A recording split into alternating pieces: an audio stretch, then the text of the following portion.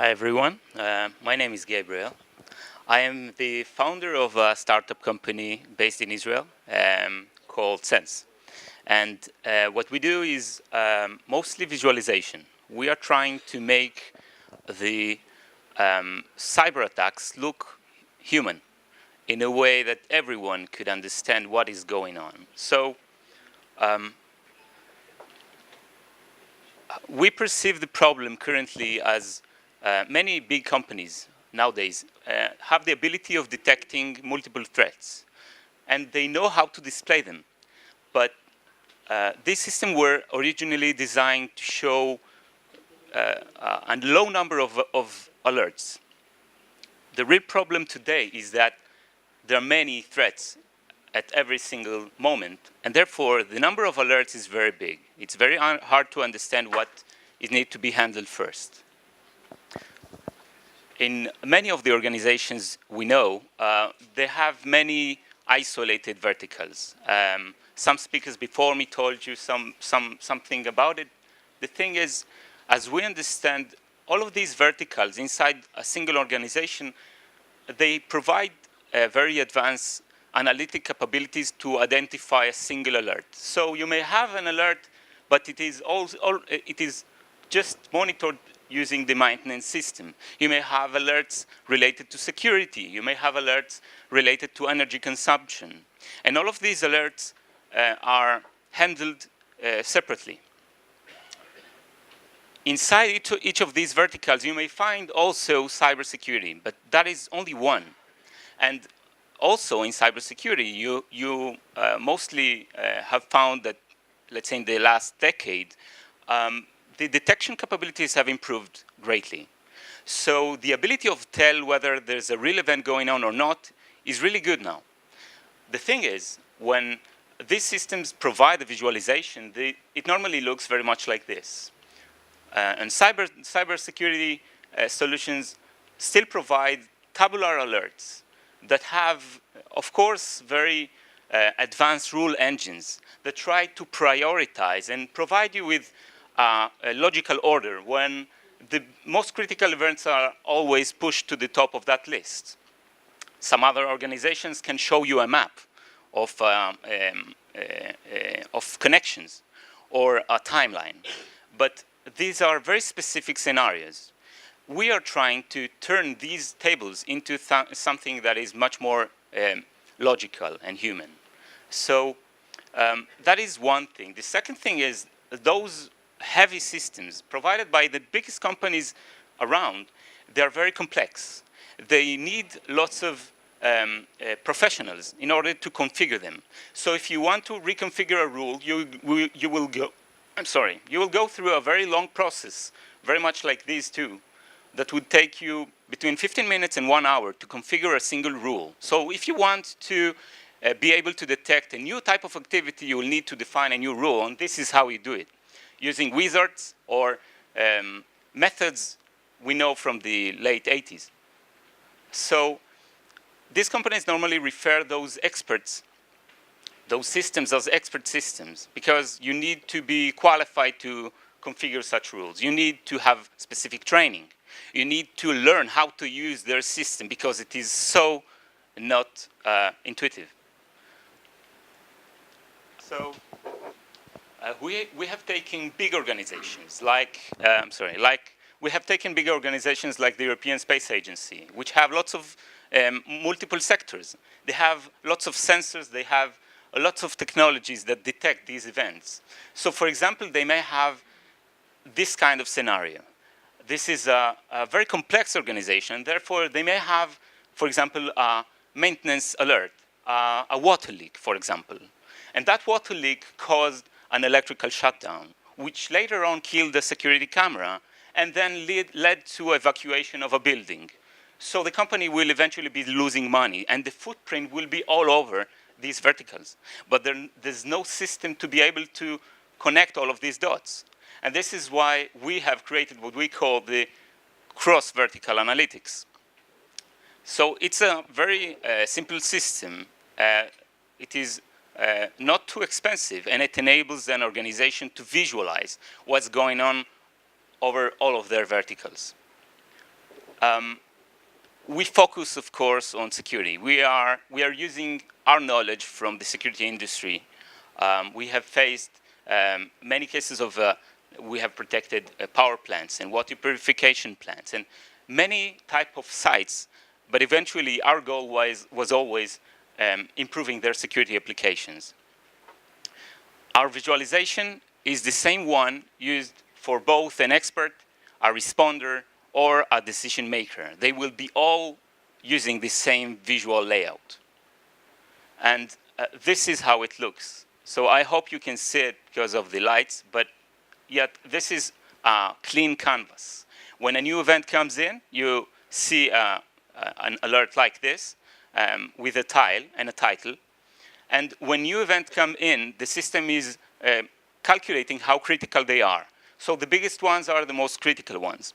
You may have events coming from both physical security and cybersecurity, and they will all appear on the same place. Because we don't really care if the event is, for example, somebody breaking into this room by breaking a lock or by giving himself access through the access cards. He's inside the room, and therefore the event is physical. So you may see there are some events that are green and some that are blue, and they are contained inside the same group of events. The green ones are physical security events, and the blue ones are cyber. You may integrate any kind of sensor into this system. So when we get all of the events into our screen, they are already prioritized using a single scale. You may have an antivirus. You may have a 10-year-old access control system, and they prioritize their events in a different scale. We unify them, so you can see everything and understand how critical they are. There's also a certain logic here. So there's the biggest tiles on the screen are always the most critical ones. Also, the biggest groups are the most critical. You may see that the group on the left top corner is the biggest one on the screen. That is the most critical thing to handle. So our visualization has also some capabilities of exploring the data. You could zoom in and out to get more details about anything that you see on the screen. So zooming in lets you get more detail. Cyber events will give you textual data mostly, and you could keep on zooming in, of course. You could also zoom into physical security. You may have some related events, and you could also see video feed of a camera, very simply. You can explore the virtual space of events just by zooming in and out. And you could also zoom out if, for example, we know that many organizations, they change the amount of people they have during nighttime, for example. So you could get more information if you have less people to handle all of the events and just zoom out and see more events. We also provide the ability of hovering, so the user can get a visual preview of each of these alerts.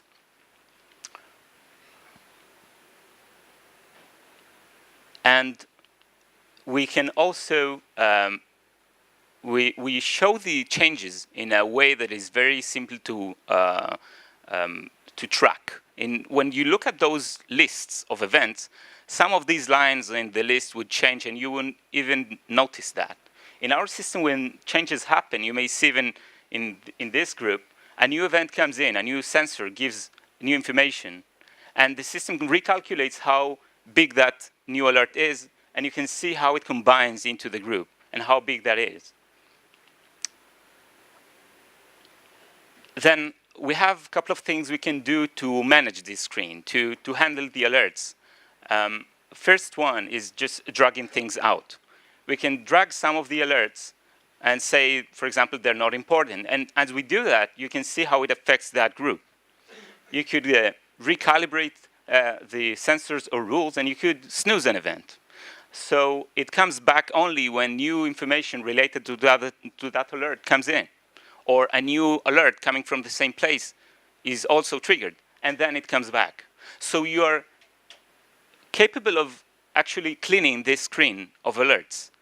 When nowadays, most of the organizations have big counters inside their security or IT control rooms, trying to measure how many events they are currently trying to handle. And these are mostly hundreds of thousands of events. And this way, you can just clean that screen and make sure you're handling the most critical ones only. Then our algorithm is very elastic. We can teach the algorithm very simply without too much explanation. So if, for example, a client decides that the algorithm here is wrong, and these groups are not, this group, for example, is related to that one. They're supposed to be in the same group. So he could just drag one group into the other, and teaching the system that next time he wants to see those two groups together. And he needs no explanations, because our system is the one trying to find out why. Whether it happened on the same time, triggered by the same type of sensors, and many more reasons that you don't need to specify as a user. You could also change the priority of the system and resize each of these sensors or groups.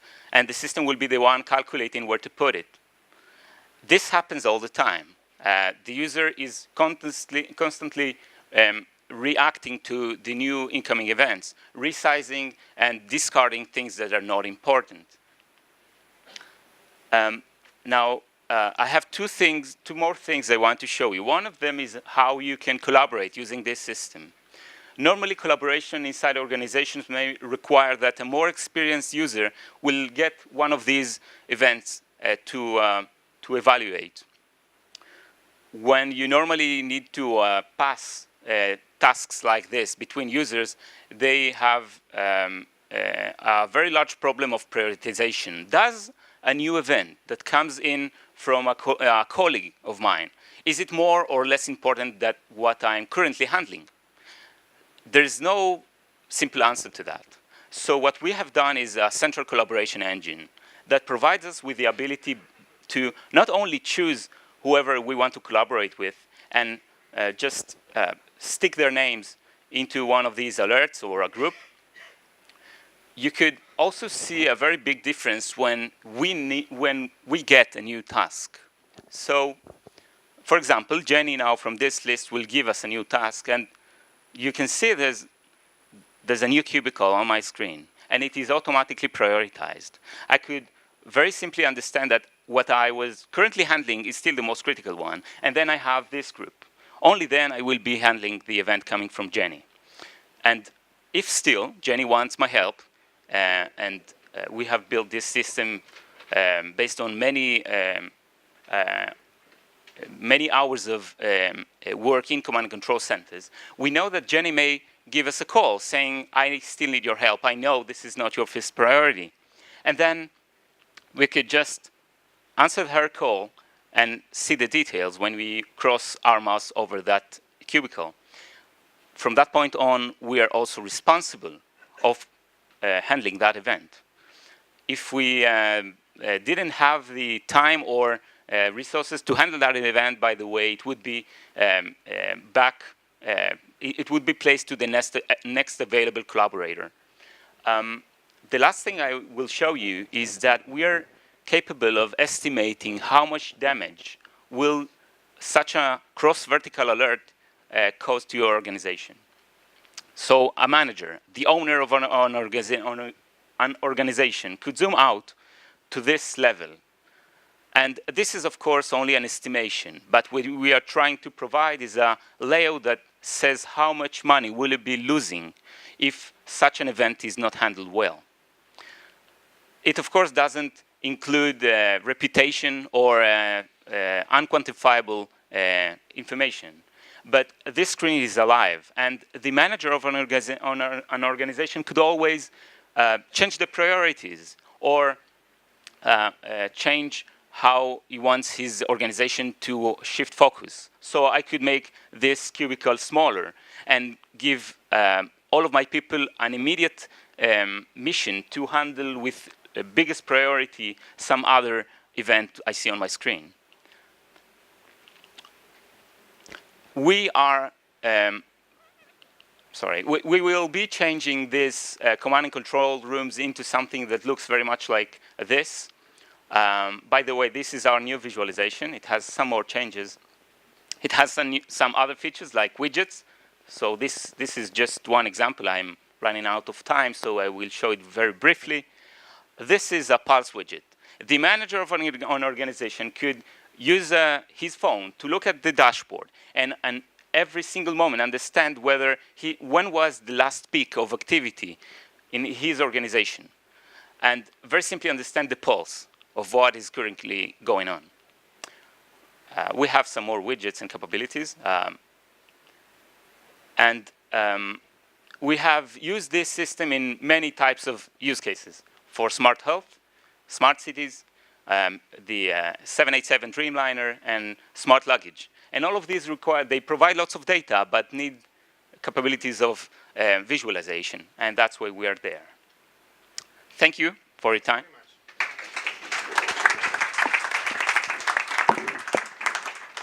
Question? So you are a startup, you are a company, you are still in raising money, what are you doing? We are a startup company. We have already raised money. We're open to offers, of course. So you say that you already raised money, so you don't need money anymore. Israeli startups always need more money. I understand. So Italian too. Yeah. Okay, thanks very much.